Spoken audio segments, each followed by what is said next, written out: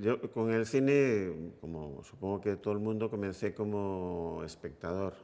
Era un espectador muy asiduo desde muy niño. Era una forma de escapar de aquel mundo, a lo mejor muy limitado, no tan limitado en vacaciones, pero era una cosa que frecuentábamos. No había semana que nos perdiéramos una película. Hablo de niños, ya de un poco más chaval, ya incluso podíamos ver más. Y bueno, fui preocupándome por cómo se podía ser que se hicieran las películas. Y bueno, fue leer una entrevista, reportaje con Luis Buñuel en la prensa y ver Tristana en Orense a principios de 1970 y me pareció que eso es lo que tenía que hacer yo. Tenía que, aunque fuera de muy lejos, intentar seguir los pasos de aquel señor. Y nada, allí había pocas opciones entonces de hacer cine en Galicia. No estaba el vídeo, el celuloide era muy caro. Y me fui a Madrid a estudiar. Habían cerrado un poquito antes la escuela de cine. Y entonces había una cosa que era la Facultad de Ciencias de la Información, que englobaba Ciencias de la Imagen. Los que estábamos allí comenzamos a organizarnos, a hacer cortometrajes, primero en Super 8 y luego fueron llegando otras cosas. Fui ayudante de dirección ya en formatos profesionales y co-guionista, hasta que hice mi primer corto en 1980, La hija del anarquista, con Eduardo MacGregor, actor que había trabajado con Buñuel en México, y con Paula Molina. Y a partir de ahí, bueno, fue un empeño en seguir haciendo cine, pero con paréntesis muy grandes. No hice mi segundo corto hasta 10 años después, en 1990, y el primer largo en el 92. Con Manane Rodríguez y con Luis Miguel Fernández hacemos en Coruña Xamalú Films, con una vocación de hacer un tipo de cine pues con una inquietud social aparte de la inquietud cinematográfica, de intentar hacer un cine que sea genuinamente cine, que no se parezca tanto, que tenga lo que es más específico del cine, pero pensando siempre en hacer un cine testimonial y teniendo en cuenta al público, un cine popular.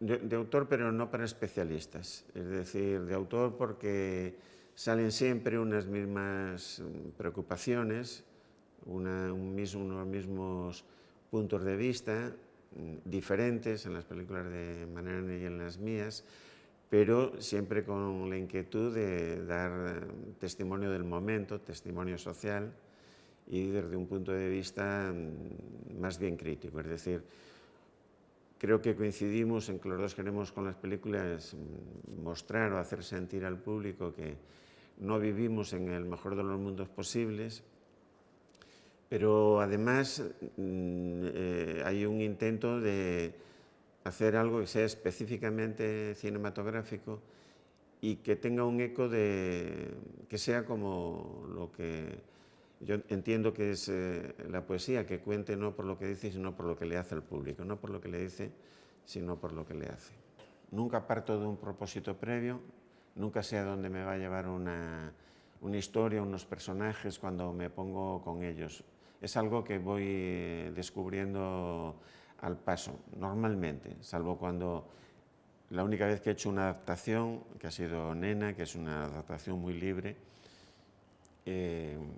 voy imaginando situaciones que me van atrapando, me van llevando a veces por su cuenta de un lado a otro. No intento establecer yo una dirección y razonarme por qué les llevo en esa dirección. Es un ejercicio, digamos, activo que yo mismo pues acabo sorprendiéndome de ver dónde acaban. Muchas veces no lo tengo claro. Sí, es verdad lo que dices del tema de la dependencia, de las relaciones de dependencia en casi todas las películas que he hecho, unas de una manera más directa y otras menos, pero sí, el tema del cuidador se repite, pero es una cosa de la que yo no fui consciente hasta que me lo hacéis ver después, los que veis las películas con más atención que yo, pero efectivamente hay esa coincidencia entre León y Olvido y Ouro do Tempo. Se ve que es un tema que me tira. No es que tenga mucho que ver, pero el guión que estoy terminando ahora es de una psicoanalista con las pacientes a las que atiende.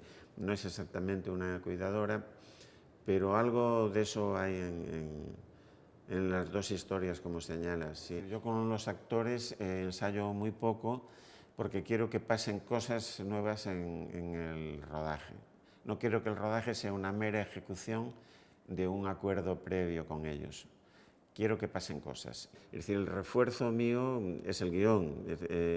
Lo que ocurre es que el guión, como decía antes, no lo es todo. Es decir, el tono con el que actúan los actores, su manera de mirar, su manera de moverse, de estar, es muy importante, sobre todo si consigo que no sea afectada, que no sea una interpretación, que no se note la interpretación.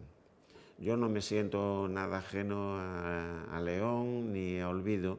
Para mí, aunque soy capaz al mismo tiempo de distanciarme de ellos, me identifico con mucha facilidad con ellos. Es decir, no sé si estoy hablando de algo exterior a mí o estoy hablando de mí. No sabría decirlo con precisión. Por ejemplo, yo he sido vecino de un muchacho con síndrome Down durante 24 años en Orense. Hemos vivido yo en el cuarto izquierda, en el tercero derecha. Era una presencia constante, llamativa para un chaval, porque era el único caso que conocía. Y bueno, algo me debió quedar bullendo por ahí durante mucho tiempo. Y después, años más tarde, hice un reportaje para televisión en una escuela donde casi el 100% de los alumnos tenían el síndrome Down. Y me alegró muchísimo encontrarme con ellos. Fue para mí muy estimulante y poco tiempo después me encontré escribiendo ese guión. Es decir, no es una decisión que tome, voy a hacer un guión sobre personajes con el síndrome de Down, sino que de pronto me encontré imaginando escenas de unos personajes que tenían el síndrome de Down, ¿no?